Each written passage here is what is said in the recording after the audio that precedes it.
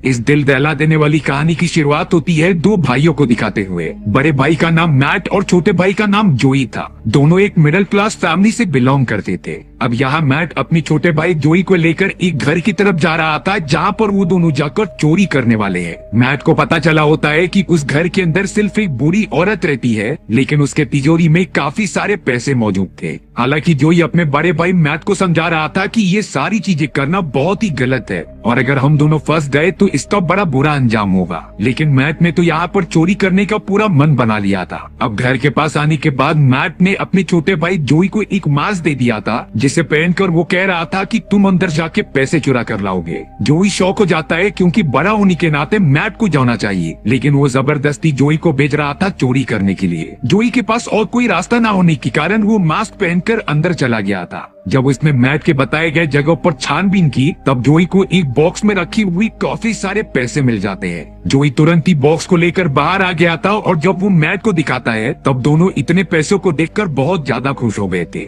लेकिन मैट और जोई जैसे ही घर से बाहर निकले तभी उन्हें एक सिक्योरिटी गार्ड देख लेता है। दोनों भाई अपनी जान बचाकर लगातार जंगल की तरफ भागने लगे थे। सिक्योरिटी गार्ड उनका एंड तक पीछा करता है। मैट तो पैसे से भरा हुआ बॉक्स लेकर आगे निकल चुका था, लेकिन जोई अभी भी पीछे होता है। देखने पर ऐसा लग रहा था कि वो सिक्योरिटी गार्ड जोई को पकड़ ही लेगा, और तभी अचानक वो सिक्योरिटी गार्ड जंगल में बने हुई एक गड्ढी के अंदर गिर जाता है। जोई ने ये नोटिस किया कि वो सिक्योरिटी गार्ड गिर चुका है और फिलहाल के लिए वो अपनी जान बचाकर वहाँ से भागने लग जाता है। दोनों भाई शुक्र मना रहे थे कि वो सिक्योरिटी गार्ड कहीं और चला गया। घर पर आने के बाद तो मैट एकदम से खुश था क्योंकि उन्हें इतने पैसे मिल चुके थे। बट जोई के मन में लगातार यही सारी चीजें घूम रही थी कि उस सिक्योरिटी गार्ड का क्या हुआ होगा। यहाँ पर हमें पता चलता है कि जोई और मैट के फादर कई साल पहले मर चुके हैं। उनकी सिर्फ एक मॉम है जिन्हीं की कैंसर हुआ है, यानी कि अपने मदर के ट्रीटमेंट का खर्चा और घर को चलाने की जिम्मेदारी मैट के ऊपर आती थी और इसी रीजन की वजह से मैट और जोई ने मिलकर ये चोरी की है। यहाँ जोई मैट को बता रहा था कि जो सिक्योरिटी गार्ड हमारा पीछा कर रहा था जंगल में, मैंने देखा कि वो किसी गड्ढी के अंदर गिर गया था, इसीलिए हमें वहाँ जाकर एक बार चेक करना चाहिए कि वो ठीक है कि नहीं।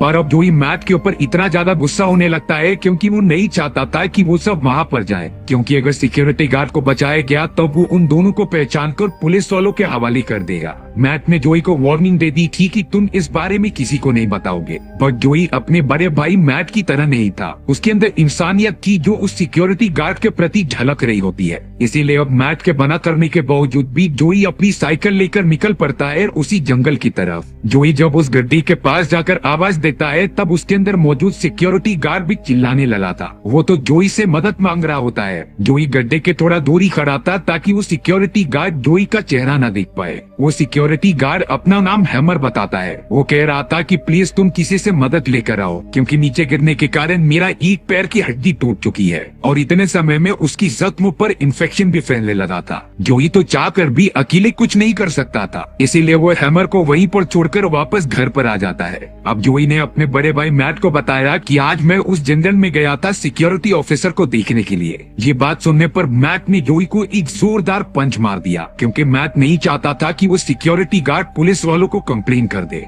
और अब मैट जोई को धमकी देने लगता है कि अगर तुम वापस उस सिक्योरिटी ऑफिसर के पास गए तब मैं बता दूंगा कि तुमने ही चोरी की थी और तुम ही घर के अंदर घुसे थे। तब जाकर जोई को मैट के प्लान के बारे में पता चलता है कि उसने खुद न जाकर उसे क्यों घर के अंदर भेजा। लेकिन जोई लगातार कह रहा था कि अगर वो सिक्योरिटी गार्ड वहीं पर मारा गया तब हम बुरी तरीके से फंस सकते थे। जोई अब अपने बड़े भाई मैट को ही धमकी देने लगा कि मैं मॉम को जाकर सब कुछ बता दूंगा कि आप चोरी करते हो। अब मैट को मजबूरी के कारण जोई की बात माननी पड़ी और दोनों ही निकल पड़े थे जंगल की तरफ सिक्योरिटी ऑफिसर के पास। हैमर की हालत उस गड्ढे में फंसे रहने के कारण काफी ज्यादा खराब हो चुकी थी। जोई सबसे पहले हैमर को पीने के लिए कुछ पानी देता है, लेकिन मैट नहीं चाहता था कि उस सिक्योरिटी ऑफिसर को बाहर निकाला जाए, क्योंकि अगर वो सही सलामत बाहर आ गया तब वो पुलिस को सब कुछ बता देगा। हालांकि हैमर नीचे से कह रहा था कि मैं तुम दोनों के बारे में किसी को कुछ नहीं बताऊंगा, तुम सिर्फ मुझे यहाँ से निकाल दो। बट मैट उसकी बातों पर भरोसा ही नहीं करता। मैट इतना ज्यादा गुस्सा हो जाता है कि हैमर के ऊपर टॉयलेट करके चला गया था। जोई तो अपने बड़े भाई मैट को ये सारी गंदी चीजें करने से रोक रहा होता है। अब मैट के जाने के बाद जोई हैमर के लिए कुछ खाने के सामान दे रहा था। हैमर को इन सारी चीजों से इतना तो पता चल गया होता है कि उसका बड़ा भाई मैट बहुत ही ज्यादा बदतमीज और बेहुदा इंसान है, और वहीं जोई बहुत ही अच्छा था जो हैमर का इस वक्त में भी ख्याल रख रहा होता है। जोई ने हैमर को एक वॉकी टॉकी दे दिया था जिसमें कि अगर उसे जो भी जरूरत हो वो जोई को बता सकता है। जोई ने तो वॉकी टॉकी के अंदर एक ही फ्रीक्वेंसी सेट करके रखी थी जो डायरेक्टली उससे कनेक्ट होती है, जिससे कि हैमर किसी और से कांटेक्ट न कर सके। हैमर इतना कह रहा था कि तुम सिर्फ मेरे लिए एक सीडी लेकर आ जाओ, इसके बाद तुम्हें कोई भी टेंशन लेने की जरूरत नहीं है। लेकिन जोई उसकी मदद करता भी तो कैसे, इसीलिए उसने डिसीजन लिया कि वो हैमर की मदद अंदर रहते हुए ही करेगा। जब जोई घर पर आता है तब मैट को पता चल गया था कि ये हैमर के पास गया होगा, इसीलिए मैट ने जोई को बहुत ज्यादा पीटा और उसे वहाँ जाने से मना किया। अगले दिन मैट जोई के साथ उस बुरी औरत के घर पर जाकर एक जहरीली गैस की सिलेंडर चुरा लेता है, जिससे कि मैट ने जल्द से जल्द लाकर हैमर की उसी गड्ढे में फेंक दिया था, जिससे कि हैमर जहरीली गैस को सूंघकर मर जाए।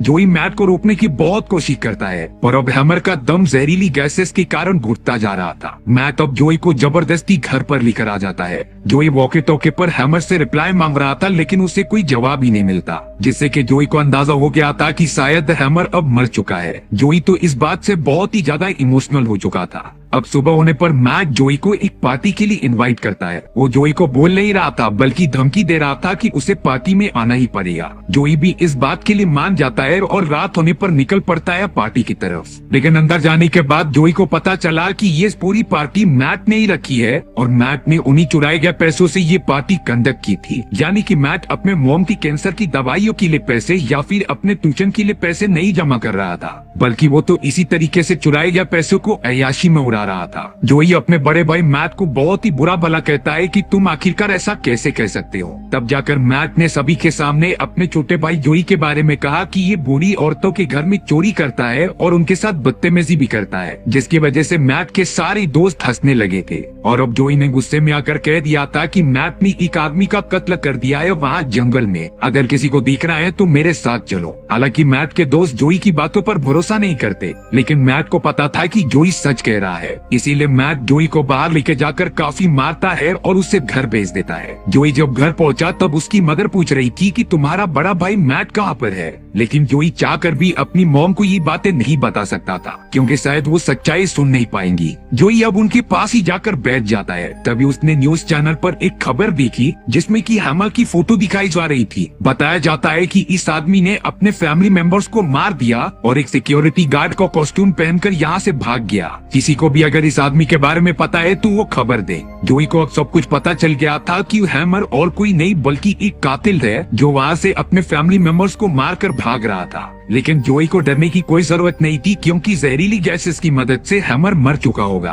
तभी अचानक वॉकी टॉकी में से कुछ आवाज आती है जो हैमर की थी। हैमर सिर्फ इतना कहता है कि प्लीज मुझसे मिलने आओ। जोई तुरंत ही उस जंगल में चला गया था हैमर के पास। वो कंफ्यूज था कि हैमर जहरीली गैसेस से कैसे बच गया। तब जाकर पता चलता है कि हैमर के पास जोई का वो मास्क था जो भागते हुए गिर गया होता है और वो उसी की मदद से बच पाया। जोई तो अब हैमर से बातें करने लगा था कि आखिर तुमने अपनी फैमिली को क्यों मारा। हैमर कह रहा था कि क्रिटिकल सिचुएशन में तुम्हें ऐसे डिसीजन लेने पड़ते हैं जो तुम्हारे हित में हो। हैमर भी जोई से पूछता है कि आखिर तुम्हारे डैड की मौत कैसे हुई। तब जाकर जोई बता रहा था कि वो बहुत ही ज्यादा ड्रिंक्स किया करते थे, लेकिन एक दिन घर आते समय उनकी कार एक्सीडेंट में मौत हो गई। अब यहाँ पर जोई हैमर से अपनी सारी दिल की बातें शेयर करता है। इतना तो उसने अपने बड़े भाई मैट और मॉम से भी बात नहीं की थी, इसीलिए जोई हैमर के साथ काफी कंफर्टेबल हो गया था। हैमर तो अब जोई से बोलने लगा था कि हम काफी अच्छे दोस्त बन चुके हैं, इसीलिए तुम मुझे यहाँ से निकाल दो। जोई ने बहुत ज्यादा सोचने के बाद डिसीजन लिया कि मैं तुम्हें निकाल तो दूंगा, लेकिन तुम्हें मेरी मदद करनी पड़ेगी मेरे बड़े भाई मैट को सबक सिखाने के लिए। हैमर इस बात से राजी हो जाता है। जोई अब रस्सी लाने के लिए अपने घर पर चला आया था, जहाँ पर उसने देखा कि मैट घर की सारी चीजों को तोड़ रहा है। मैट तो अपनी मॉम पर भी काफी ज्यादा चिल्ला रहा था। मैट तो जोई को बुरा भला कहकर वहाँ से चला गया था। जोई को अपने बड़े भाई मैट पर इतना ज्यादा गुस्सा आता है कि वो एक रस्सी लेकर जंगल में चला गया था हैमर को छुड़ाने के लिए। रस्सी को पकड़ते हुए हैमर अब बाहर निकल चुका था और अब हैमर ने अपनी गन जोई के ऊपर तान दी, लेकिन वो जोई को मारता नहीं बल्कि वो गन जोई के हाथ में थमा देता है। जोई हैमर से कह रहा था कि मैंने तुम्हारी मदद की, इसीलिए अब तुम्हें मेरी मदद करनी पड़ेगी। इसीलिए अब हैमर मैट को मजा चखाने के लिए जोई के साथ उसके घर पर चला गया था। वहाँ मैट पुलिस वालों के साथ होता है जिसने अपने छोटे भाई के बारे में सारी बातें बता दी थी। वो कह रहा था कि बुरी औरत के घर में चोरी और किसी ने नहीं बल्कि मेरे छोटे भाई जोई ने की थी और मैं इस बारे में आपको सारी इन्फॉर्मेशन दे सकता हूँ। वहाँ जोई अब हैमर को लेकर अपने घर पे पहुंच चुका था। जैसे कि जब जोई की मदर ने देखा तब वो थोड़ी सी डर गई थी क्योंकि अभी अभी उन्होंने न्यूज पर हैमर की फोटो देखी होती है। जोई अब हैमर के साथ निकल पड़ा था मैट को ढूंढने के लिए और उसे मजा चखाने के लिए, पर अब मैट रास्ते में ही पुलिस वालों को लेकर आ चुका था। इसीलिए अब हैमर बाहर निकलता है और पुलिस वालों पर गोलियां चलाने लगता है। हैमर ने तो जोई के बड़े भाई मैट को उसी गड्ढे के अंदर फेंक दिया जहाँ पर वो पहले फंसा था। हैमर तो अब जोई को गन दे देता है जिससे कि वो मैट के साथ जो करना चाहे वो कर सके। जोई अपनी सारी बरास मैट के ऊपर निकाल रहा था उसे गालियां देकर,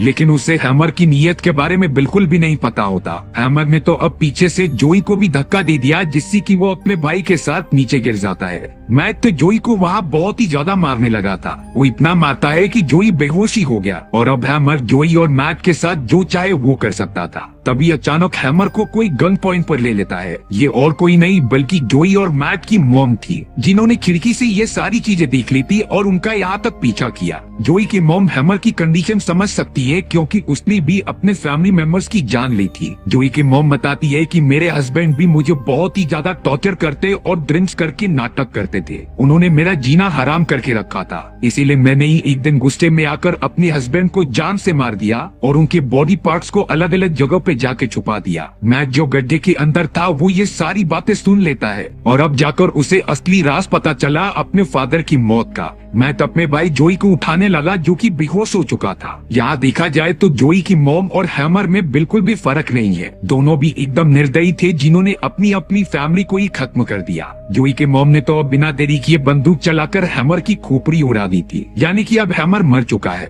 वहाँ गड्ढे के अंदर जोई को भी होश आया और अब मैट उसे गले लगा लेता है और अब अपनी मॉम का असली राज सिर्फ मैट को ही पता है। जोई और मैट की मॉम भी वहाँ पर आ गई थी जो अपने बच्चों को बचाने की कोशिश करती है और इसी तरीके से ये कहानी यहीं पर खत्म हो गई। अगर आप डॉक्टर मूवी टेलर चैनल पर नए हो तो सब्सक्राइब करके जाना, इसी तरीके की अनोखी कहानियाँ आपको मिलती रहेंगी।